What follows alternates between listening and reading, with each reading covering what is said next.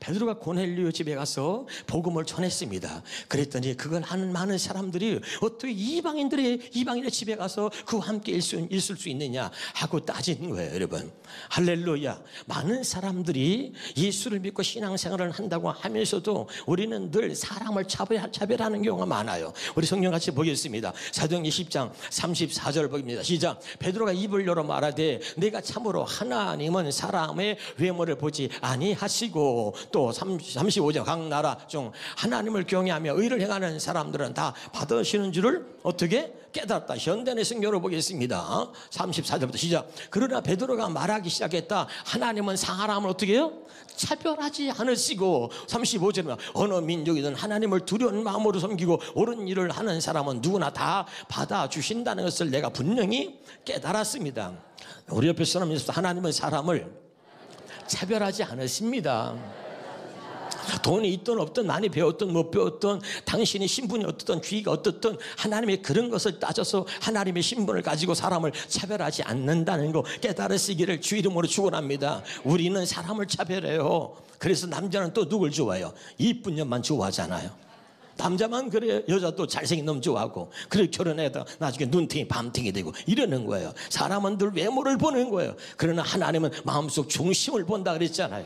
깨달으시기 바랍니다. 사람은 자꾸 사람을 차별해요. 돈이 있나 없나, 잘생겼나 못생겼나, 가졌나 못 가졌나, 자기 마음에 안 들면 내쳐버리고 말이죠. 그러는 거예요. 그러나 하나님은 사람을 차별하지 않는다 이 말입니다. 깨달으시기를 주 이름으로 축원합니다. 그리고 이방인의 가서 고넬료 집에 가서 복음을 전했던 이 베드로가, 야, 내가 뭐 가고 싶어서 갔냐?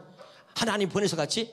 내가 뭐 내 멋대로 한 거야? 하나님이 시키니 간 거지? 자식들이 말이야. 그리고 성질을 낼 수 있어요. 옛날 베드로 같으면. 베드로는 성질이 급한 사람이에요. 얼마나 급합니까 여러분? 예수님이 이 로마의 군들에게 붙들려 가니까 칼을 빼가지고 말교의 길을 잘라버리잖아요. 근데 이 베드로가 하나님의 은혜를 그 어떻게 변하는 거예요? 사실 봅시다. 사도행전 11장 4절 시작. 그래서 베드로는 일어난 일을 처음부터 어떻게 해요? 차근차근 설명하기 시작했다. 아멘이죠? 한번 여러분 서로 인사해 보세요. 차근차근 설명하면 나도 알아들어요. 그 사람이 성격이 급해가지고 말이죠. 때로는 막 흥분해가지고 막 하면 무슨 소리 하는지 못 알아듣더라고 보니까. 가끔 우리 사모가 그러더라고 나한테. 아, 그래서 이 차근차근 설명하는 게 중요하구나. 오늘 차근차근 설명할 테니까 잘 들으시기를 주 이름으로 축원합니다. 아멘이죠. 그러니까 베드로가 이렇게 변하는 거예요. 그래서 내가 왜 고넬료의 가정에 갔느냐. 그래, 당신들 말을 내가 이해한다. 유대인들은 말이죠, 이방인으로 태어나지 않은 걸 감사했고, 여자로 태어나지 않은 걸 감사했고, 또 노예로 태어나지 않은 걸 감사했어요. 이방인들과는 상종하지 않았습니다. 그런데 감히 이방인 집에 가서 복음을 전하고 그들과 함께 있었다는 것은 용납이 되지 않았던 거예요. 할렐루야. 오랫동안 여러분 우리가 복음을 깨닫고 우리가 또 은혜를 입었다 할지라도 우리가 오랫동안 살아가면서 갖고 있던 그런 관습이나 습관들을 내려놓지 못할 때가 있다. 아멘.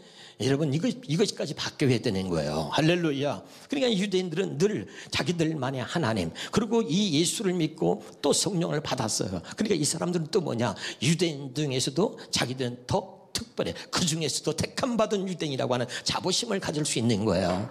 이해가 되죠?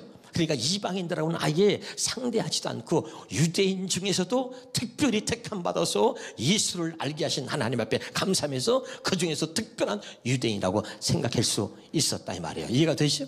할렐루야. 그런데 오늘 이 베드로가 설명하는 거예요. 내가 가게 된 것은 그냥 가게 된 것이 아니라 하나님의 환상 가운데서 내게 보여주셨다. 어떻게 한 뭡니다. 사도행전 11장 5절 10절입니다. 시작. 이르되 내가 요빠 시에서 기도할 때 황홀한 중에 환상을 보니 큰 보쟁이 같은 그릇이 내 귀에 매어 하늘로부터 내려 내 앞에까지 드리워지거늘 이것을 주목하여 보니 땅에 네 발 가진 것과 덜쯤과 긴 것과 공중에 나는 것들이 보이더라.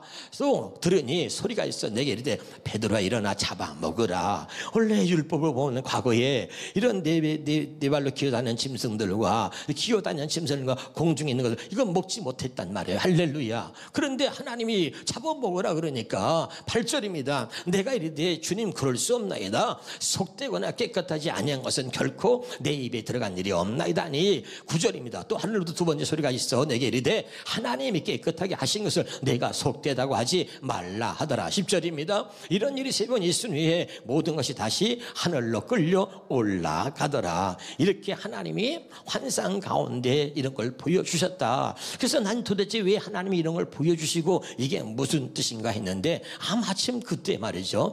벨 소리가 띵동 울렸다고 지난번에 얘기했어요. 또 그때도 벨이 있었나 그래 궁금해하는 사람이 있어요. 할렐루야. 그래서 문 밖에 나가보니까 말이죠. 하나님에서 보낸 사람들이 문 앞에 있었단 말이죠. 할렐루야. 자, 그런 것들을 쭉 얘기하고 있는 거예요. 다시 한번 보겠습니다. 사도행전 10장 17절 18절 시작. 베드로가 본 환상에 무슨 뜻이 속으로 의아해하더니 마침 고넬료가 보낸 사람들이 시몬의 집을 찾아 문 밖에 서서 불러 묻되 베드로 하는 시몬이 여기 유숙하느냐 하거늘 하나님이 보내신 사람들이 찾아왔단 말이에요. 그런데 그때 하나님께서 자 사도행전 11장 12절입니다. 12절에 사도행전 11장 12절 시작. 성령이 내게 명하사 아무 의심하지 말고 함께 가라 하시매 이 여섯 형제도 나와 함께 가서 그 사람의 집에 들어가니.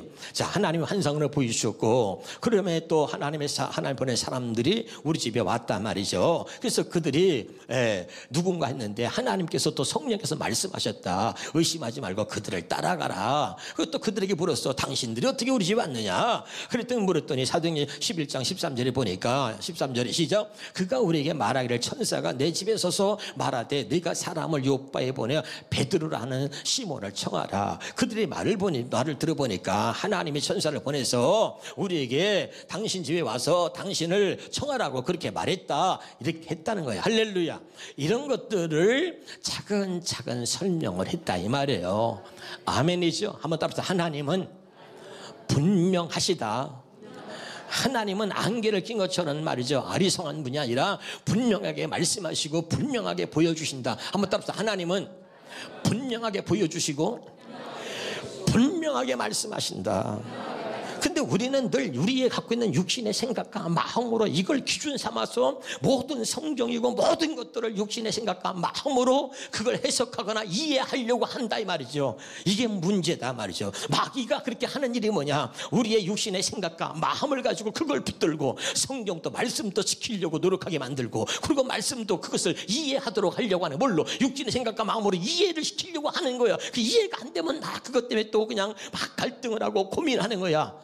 뭔 말인지 알아들어요 지금? 육신의 생각은 하나님과 원수라 이는 하나님의 법에 굴복하지 않을 뻔 할 수도 없으며 인생의 마음은 악이 가득하여 그는 평생 미친 마음으로 살다가 후에는 죽은 자에게 돌아간다. 아멘. 그 육신의 생각과 마음으로는 하나님 말씀이 믿어지지도 않고 그 하나님 말씀대로 살 수도 없다는 얘기를 수없이 얘기했습니다. 아멘이죠. 그런데 이 타락한 육신의 생각과 마음을 가지고 하나님의 말씀을 믿거나 그 말씀을 지키거나 신앙생활을 육신의 생각과 마음으로 계속해서 신앙생활을 노력하며 하게 만드는 것이 그게 마귀가 하는 것이다. 그래서 제가 얘기했습니다. 믿음이라는 것은 믿으려고 노력하거나 믿음은 노력해서 믿는 것이 아니다. 안 믿어진 걸 믿으려고 자꾸 노력해요. 그리고 노력해서 믿으려고 그래. 항상 내가 중심인 거야. 노력을 많이 하면 조금 믿어지는 것처럼 보이고 노력이 부족하면 안 믿어지고 그래 헷갈리는 거야. 믿음은 하나님이 주시는 선물이다. 오직 복음만이 우리를 믿음에 이르게 한다. 깨달으시기를 주의 이름으로 축원합니다. 할렐루야. 그러니까 베드로가 차근차근 이 설명하면서 이야기를 하고 있는 거죠. 깨달으시기를 주의 이름으로 축원합니다. 그리고서 이제 베드로가 이 고넬료 집에 가서 복음 전한 이야기를 또 하고 있는 거죠. 자, 사도행전 11장 14절입니다. 시작. 그가 너와 내 온 집이 구원받을 말씀을 내게 이르리라 함을 보았다 하거늘. 아멘. 자, 여기 보세요. 이 베드로를 보면서 제가 여러분 많은 것들을 깨닫고 느끼는 게 있어요, 여러분. 자, 우리 인생이라는 것은 왔다 가는 거예요. 옆에 사람 인사합시다. 인생은 왔다 가는 겁니다. 근데 예수 믿지 않는 사람들은 그냥 왔다 가는 거예요. 자기가 왜 살아야 하는지, 뭐 때문에 살아야 하는지, 무엇을 하는지 모르고 왔다 가는 겁니다. 그러나 저와 여러분은 왔다 가는 건 분명한데, 근데 따라서 왔다가 해야 할 일을 하고 가는 겁니다. 이게 다른 거예요. 예수 믿지 않는 사람들은 그냥 왔다 가는 거지만 우리는 이 땅에 왜 왔는지를 아는 거야. 하나님이 알게 하시는 거야. 할렐루야. 그리고 이 땅에 와서 우리가 이 일들을 하고 그리고 가는 것입니다. 그걸 깨달은 자들이 바로 이 베드로와 복음을 전하는 자들이었다. 할렐루야. 옆에 사람은 인사합시다. 왔다 그냥 가지 마시고 해야 할 일을 하고 가시죠. 믿으면 아멘. 우리 예수 믿는 사람들이 해야 할 일은 오직 복음을 전하는 일인 줄로 믿으시기를 주 이름으로 축원합니다. 그래서 복음 전할 때 어떤 일들이 이루어지느냐 말이죠. 사도행전 16장 31절입니다. 사도행전 16장 31 시작. 이르되 주 예수를 믿으라. 그리하면 너와 내 집이 구원을 받으리라. 주 예수 그리스도를 믿으라는 거죠. 할렐루야. 다시 보겠습니다. 거기 11장 14절에 시작. 그가 너와 내 온 집이 구원을 받을 만한 말씀을 내게 이르리라 함을 보았다 하거늘. 할렐루야. 구원을 받을 만한 말씀이 뭐예요? 복음이잖아요. 아멘이죠. 베드로가 복음 전하는 거야. 주 예수를 믿으라. 그리하면 너와 내 집이 구원을 얻으리라. 고넬료가 하나님을 알고 있었어요. 근데 단 하나 예수를 몰라 복음을 몰랐단 말이죠. 그러니까 하나님이 베드로를 그 가정에 보내서 복음을 전하라는 거예요. 왜? 하나님이 택한 가정이라 그 가정을 구원하시려고. 할렐루야. 그러니까 베드로 가서 복음을 전했다. 믿으면 아멘. 굉장히 중요한 것입니다. 성경 다시 한번 우리 같이 보도록 하겠습니다. 사도행전 11장 17절입니다. 시작. 그런즉 하나님이 우리가 주 예수 그리스도를 믿을 때에 복음을 믿을 때 믿으면 아멘. 그때 주신 것과 같은 선물을 그들에게도 주셨다 말이죠. 여러분 복음을 믿을 때 하나님의 성령을 선물로 주실 줄로 믿으시기를 주 이름으로 축원합니다. 로마서 1장 16절부터 보겠습니다. 내가 복음을 부끄러워하지 아니하노니 이 복음은 모든 믿는 자들에게 구원을 주시는 하나님의 능력이 됩니다. 이걸 믿으란 말이죠. 이 복음을 모든 믿는 자들에게 구원을 주시는 하나님의 능력이 된다. 깨달으시기를 주 이름으로 축원합니다. 근데 이제 우리가 이 구원을 주시는 능력이라 그랬는데 우리가 어떤 상황에 있든지 간에 그 어떤 환경에 있든지 간에 그 환경 가운데 그 상황 가운데서 우리를 구원할 만한 능력이 복음에 있다 이 말이에요. 깨달으시기를 주 이름으로 축원합니다. 그런데 이제는 우리가 이 복음을 전하지 않기 때문에 문제인 거예요. 자, 다시 한번 우리 성경 봅니다. 로마서 1장 17절입니다. 시작. 복음에는 하나님의 의가 나타나서 믿음으로 믿음에 이르게 하나니 오직 의인은 믿음으로 말미암아 산다. 오직 의인은 복음으로 말미암아 사는 거예요. 깨달으시기를 주 이름으로 축원합니다. 그러면 이 베드로가 이 복음을 전했는데 이 복음이 어떤 복음이었느냐 이게 중요한 거예요. 갈라디아 3장 8절입니다. 시작. 또 하나님이 이방을 믿음으로 말미암아 의로 정하실 것을 성경에 미리 알고 먼저 아브라함에게 복음을 전했다. 수없이 얘기했습니다. 여러분 복음은 하나예요. 따라서 복음은 하나다. 복음은 하나. 그러니까 아브라함에게 전해진 이 복음을 모르면 구원이 없단 말이죠. 그러니까 하나님이 이방인들을 구원하시려고 이방을 믿음으로 이루 정하시려고 먼저 아브라함의 복음을 전했다 이 말이죠. 그리고 그 복음의 실체인 예수 그리스도가 이 땅에 오셔서 십자가에서 죽으심으로 그것을 믿는 모든 사람들의 하나님의 되시겠다고 약속한 것이 하나님의 계획인 것입니다. 믿으면 아멘. 그러니까 이 아브라함에게 전해진 복음이 이제 그 후손들을 통해서 지금 우리에게까지 전해지고 있는 거죠. 그러니까 아브라함에게 전해진 이 복음이 베드로가 지금은 고넬료의 가정에 가서 말씀을 전한 게 뭐냐? 그게 아브라함에게 전해진 복음이었다 이 말이에요. 깨달으시길 바랍니다. 이 성경이 얼마나 놀라우냐면 아브라함에 전해진 이 복음이 어떻게 지금 우리에게까지 이루어졌는지를 그 복음의 역사를 기록해 놓은 것이 바로 성경이다 이 말이에요. 믿으면 아멘. 오직 이 복음만이 모든 믿는 자들에게 구원을 주시는 하나님의 능력이 된다. 그가 이방이든 그가 누구든 상관없이 아브라함에 전해진 이 복음을 믿는 자들에게 구원을 주시는 하나님의 능력이 이 복음에 있다 이 말이에요. 할렐루야. 너무나 중요한 얘기를 하고 있는 거예요. 사도행전 11장 18절을 보겠습니다. 그래서 이 말을 듣고 그들은 잠잠하였다. 그들은 하나님께 영광을 돌리고 이제 하나님께서는 이방 사람들에게도 회개하여 생명에 이르는 길을 열어주셨다고 말하였다. 아멘. 그리고 이제 베드로가 차근차근 설명했어요. 하나님의 환상 가운데 성령으로도 말씀하시고 천사를 보내주시고 그 사랑을 우리 집에 보냈는데 이게 다 하나님의 역사다. 그래서 내가 고넬료 집에 가가지고 그 아브라함이 전해진 그 복음, 이제 여러분들이 깨달은 그 복음, 우리가 알고 있는 이 복음을 내가 전했다. 그렇게 얘기했더니 그 들은 사람들이 아 그랬구나, 하나님이 모든 영광을 하나님께 돌리면서 하나님이 이방인들에게도 하나님이 생명에 이르는 길을 열어주셨구나, 그리고 그들이 알게 됐다 이 말이야. 이해가 되죠? 그래서 이 베드로가 차근차근 그것을 설명하고 있는 거죠. 깨달으시기를 주의 이름으로 축원합니다. 그래서 그럼 우리가 한번 이 베드로가 전한 복음이 뭐냐, 구체적으로 사도행전 4장 8절에서 12절 보겠습니다. 사도행전 4장 8절에서 12절입니다. 시작. 이에 베드로가 성령이 충만하여 이르되 백성의 관들과 장로들아, 만일 병자에게 행한 착한 일에 대하여 이 사람이 어떻게 구원을 받았느냐고 오늘 우리에게 뭐라고요? 질문한다면 말이죠. 한번 해봐요. 자, 다시 한번 봐요. 자, 이 사람이 어떻게 구원을 받았느냐. 옆에서 물어보려. 어떻게 구원을 받았느냐고요? 시작. 어떻게 구원을 받았느냐고 물으면, 질문한다면 10절입니다. 해서 보겠습니다. 시작. 너희와 너희 모든 이스라엘 백성들은 알라. 어떻게 구원을 받았냐고 물으면 너희 백성들은 꼭 알아야 된다. 알라. 너희가 십자가에 못 박고 하나님이 죽은 자 가운데서 살리신 나사렛 예수 그리스도의 이름으로 이 사람이 건강하게 되어 너희 앞에 섰다 이 말이죠. 아멘. 어떻게 이 사람이 병에서 누임받았으며 어떻게 이 사람이 구원받게 되었냐. 너희가 십자가에서 못 박아 죽인 예수 그리스도를 하나님이 다시 살리심으로 이런 일들을 우리에게 이루어 주셨다라고 얘기하는 거지. 분명한 복음을 이 베드로가 전하는 거예요. 깨달으시길 주 이름으로 축원합니다. 예수님 왜 다시 살아나셨다 그랬어요? 아브라함에게 전해진 그 복음을 우리에게 이루어 주시려고 예수님이 살아나셨다 그랬어요. 예수님이 왜 부활했는지조차도 많은 사람들이 모르는 거예요. 그냥 죽은 자 가운데서 예수님 다시 부활하셨다, 그렇게 알고 있는 거예요. 죽은 자가 부활했다, 그냥 그로 끝나는 게 아니라 예수님이 죽었다 부활하신 이유는 아브라함에게 전해진 그 복음을 우리에게 이루어 주시려고 다시 살아나셨다. 여러분의 분명히 말했어요. 그러고 나서 사도행전 여러분 13장 33절에 그러면서 말하기를 오늘 너는 네 아들이라, 오늘 내가 너를 낳았도다. 그리고 우리에게 말씀하고 있는 거죠. 그래서 예수님이 부활하신 이유를 분명하게 여러분 설명을 드렸습니다. 할렐루야. 깨달으실 주 이름으로 축원합니다. 사도행전 4장 17절 18절입니다.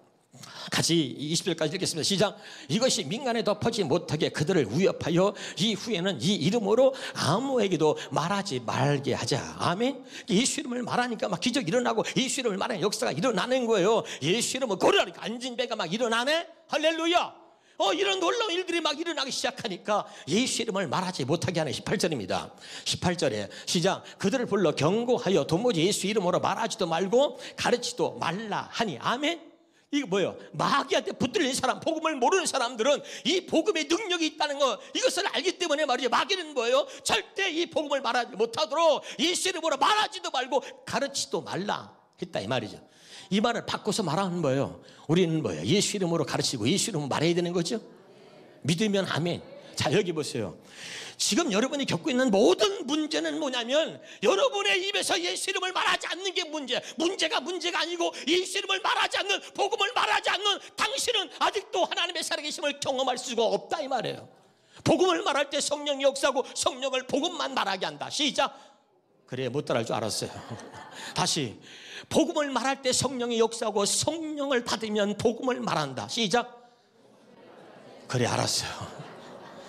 복음을 말할 때만 성령이 역사하는 거예요. 그리고 성령을 받으면 반드시 성령 받은 사람은 복음을 말하게 돼 있다. 아멘. 왜? 이 복음 외에는 다른 복이 없기 때문에, 예수 이름에는 구원받을 만한 이름을 주신 일이 없기 때문에 복음을 말할 때 성령이 역사하고 성령을 받은 사람은 복음만 말하게 돼 있단 말이에요. 깨달으시길 바랍니다. 근데 이것을 말하지 못하게 한다. 그렇다는 뭐예요? 우리는 이 복음의 능력이 있기 때문에 이 마귀가 더러운 귀신들이 입을 다물어서 말을 못하게 하니까 내가 이 말을 해야 되겠구나. 그럴 때 결박에 풀어지는 거예요. 빌립보장 10절에 하늘에 있는 달과 땅에 있는 달, 땅 아래 있는 것들 모든 무릎을 예수의 이름에 꿇게 하셨으니. 아멘. 여러분 입에서 예수를 말하면 나는 느끼지 못해도요, 거기에 놀라운 역사가 일어나는 거예요. 내 입에서 예수를 말할 때 내 삶의 현장이 하나님의 역사하시는 현장이 되는 거예요. 여러분을 믿지 말고 예수의 이름을 믿으세요. 할렐루야. 아멘. 그러니까 그걸 아는 사람들이 말이죠, 예수의 이름으로 말하지도 말고 가르치지도 말라 이렇게 했다는 이야기는 뭐예요? 반드시 예수 이름으로 말할 때 역사한다는 거 아니에요. 예수 이름을 가르칠 때, 그 말을 복음을 전할 때만 역사한다 성령이. 아멘. 근데 우리는 지갑도 입을 다물고 있어. 당신이 예수 이름을 말하지 않고 입을 다물기 때문에 당신의 삶의 현장에 언제나 마귀가 역사하는 현장에 되는 거예요. 예수 이름을 말하기 시작할 때 그때 여러분의 삶의 현장에 하나님이 역사하신 현장이 될 줄 믿습니다. 기억하셔야 돼요, 여러분. 그 다음에 보겠습니다. 19절입니다. 19절 시작. 베드로와 요한이 대답하되 하나님 앞에서 너희의 말을 듣는 것이 하나님 말씀을 듣는 것보다 옳은가 판다. 20절입니다. 우리는 보고 들은 것을 말하지 아니할 수 없다. 아멘. 예수를 말하니까 생명이 살아나. 예수를 말하니까 생명의 역사가 막 일어나는 거야. 예수를 말하니까 병자가 일어나. 예수를 말하니까 귀신이 떠나가. 근데 내가 보고 들은 것을 말하지 않을 수가 없단 말이야. 그전에 이런 일이 없었는데 내가 성령을 받아 예수를 말하니까 세상에 앉은 자가 일어나네. 귀신이 떠나가. 놀라운 역사들이 일어나. 내 삶의 현장이 하나님의 역사를 현장으로 변해. 많은 사람들이 주님께 돌아오는 놀라운 역사를 그들의 눈으로 보고 듣고 있는 거야. 할렐루야. 그러니 어찌 생명이 돌아오는데 어찌 내가 예수를 말하지 않을 수 있느냐? 여러분, 진짜 예수를 알면 예수를 말할 수밖에 없는 거죠. 여러분은 뭐예요? 왜 입을 다물고 있는 거지요? 아직도 예수가 없어. 예수를 몰라.